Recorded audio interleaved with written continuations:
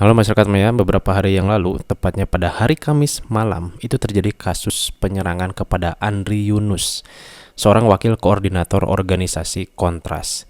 Kejadian itu terekam CCTV yang berada di pinggir jalan di sekitar TKP. Nah, dalam video yang terekam itu terlihat dua orang yang menggunakan sepeda motor itu melakukan penyerangan diduga menggunakan air keras hingga Andri itu beranjak dari sepeda motornya dan berteriak kesakitan.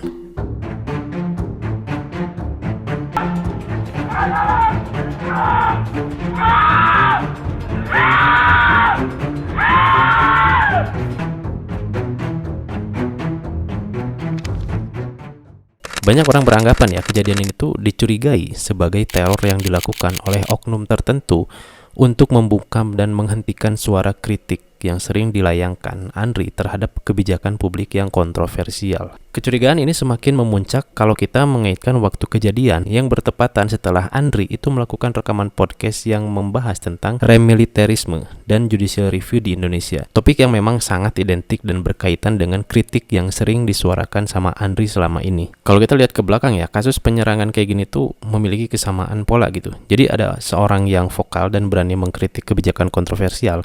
Itu berakhir dengan penyerangan fisik dan bahkan ada yang sampai meregang nyawa.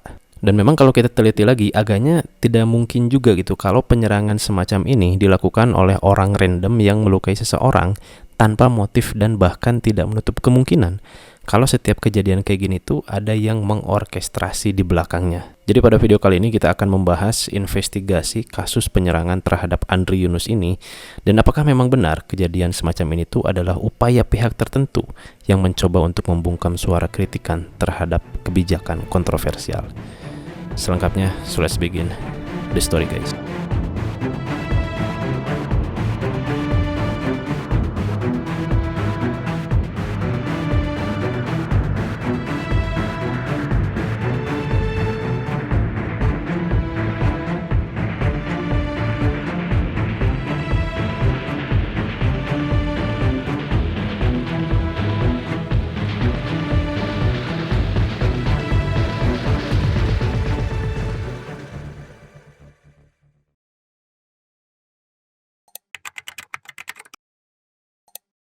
Andri Yunus itu seorang alumni kampus STH Indonesia, lulus dalam pendidikan di bangku kuliahnya itu pada tahun 2020.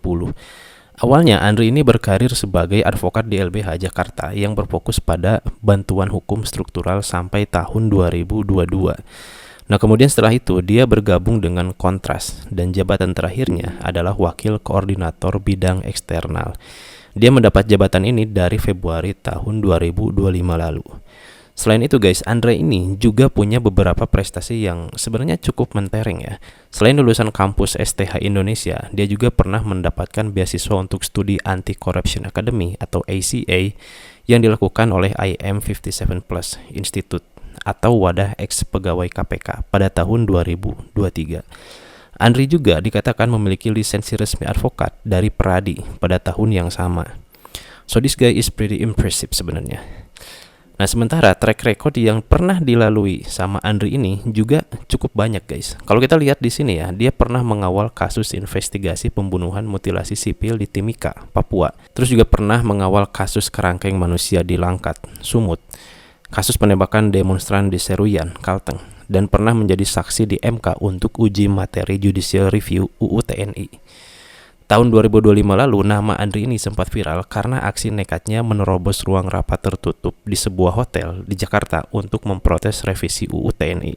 Merevisi Undang-Undang TNI, kita bahas bersama Andri Yunus, Ketua Divisi Hukum Kontras, yang kemarin menggeruduk rapat DPR. Ya, pertama begini, bahwa kami melakukan aksi untuk berupaya menghentikan begitu ya, itu didasari sebetulnya pada upaya kami untuk mengingatkan DPR untuk tidak terburu-buru dalam upaya melakukan pembahasan revisi Undang-Undang TNI. Dia ini vokal banget soal isu remilitarisme, yaitu kekhawatiran kembalinya peran militer ke ranah sipil. Nah, dalam info kronologis yang kita dapatkan ya, kejadian penyerangan itu terjadi pada Kamis malam atau malam Jumat tadi, itu tanggal 12 Maret 2026 jam 23.37 WIB di Jalan Salemba 1 Talang, Senen, Jakarta Pusat.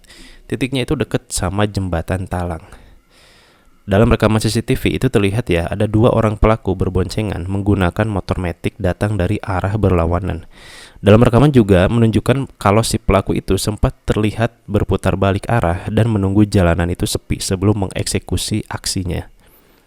Setelah mereka menemukan momen yang pas, mereka nih menyiramkan air keras menggunakan gelas stainless steel ke arah Andri dan melarikan diri. Nah, ketika Andri sudah terkena siraman air keras itu, dia kemudian beranjak dari sepeda motornya sambil mengerang kesakitan dan sambil berteriak-teriak, guys.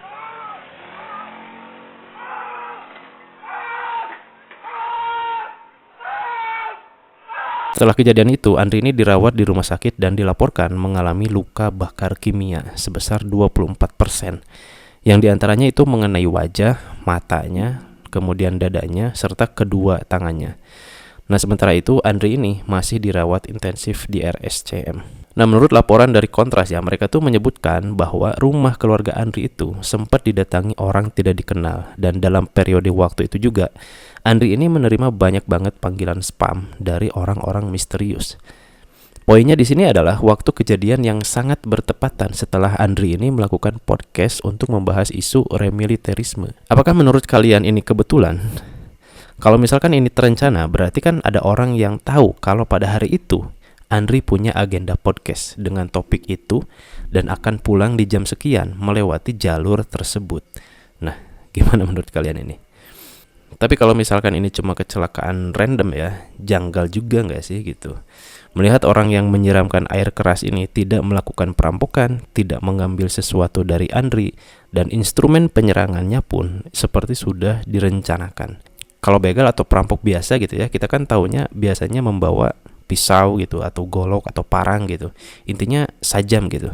Tapi ini tuh beda cuy, menggunakan air keras. Mirip dengan kasusnya Novel Baswedan. Apakah ini cocok logi?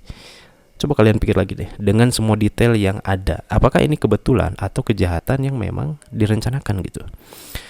Bahkan menurut Pak Novel Baswedan juga, kejahatan ini tuh bisa jadi ya memiliki tujuan mencelakai, yang levelnya itu bisa membunuh korban. Yang serangannya itu saya yakin maksudnya membunuh. Kenapa? Dia siram pelakunya ini menyiram air keras di area muka.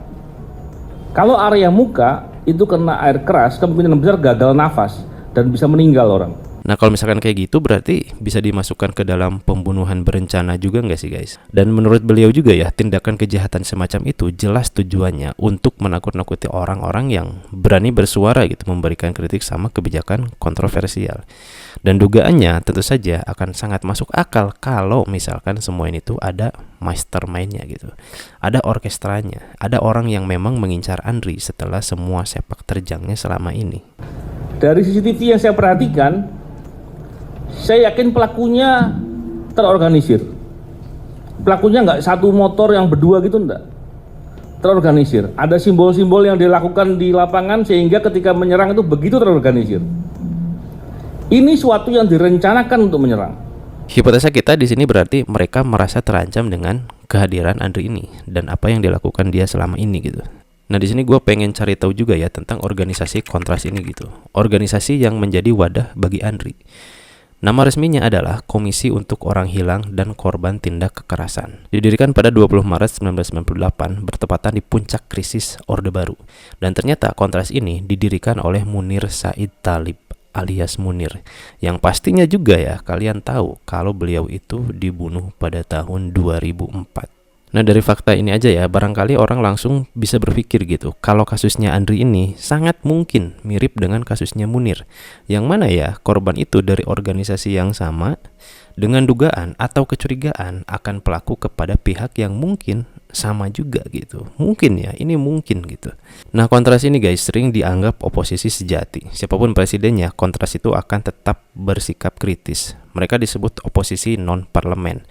Mereka nggak cari jabatan, tapi cari akuntabilitas. Inilah salah satu alasan kenapa mereka itu sering dituduh anti pemerintah. Padahal mereka sebenarnya kan pro rakyat gitu, dan pro korban gitu. Nama Kontra sendiri itu secara informal sering diartikan sebagai kontra Soeharto di awal berdirinya. Karena berani berhadapan langsung dengan aktor-aktor keamanan dan militer. Risiko kerja mereka juga sangat tinggi. Bahkan mereka pernah ya dapatkan teror bom pada tahun 2001, kemudian juga pernah dikriminalisasi pada kasusnya Haris Fathia, sampai yang terbaru ini gitu, penyiraman air keras terhadap Andri Yunus. Oke guys, mungkin segitu aja video investigasi kita kali ini ya. Kita berharap ya agar kasus ini bisa segera terungkap dengan investigasi beneran gitu. Dan mudah-mudahan juga Andri ini diberikan kekuatan dan bisa cepat-cepat sembuh lagi dan kembali sehat lah gitu. Terima kasih juga guys yang udah nonton videonya sejauh ini. Support channel ini dengan like dan subscribe-nya. Dan kalau kalian ada koreksi atau pendapat, boleh banget ditulis aja di kolom komentar ya. And as always, I will see you in the next one. Peace.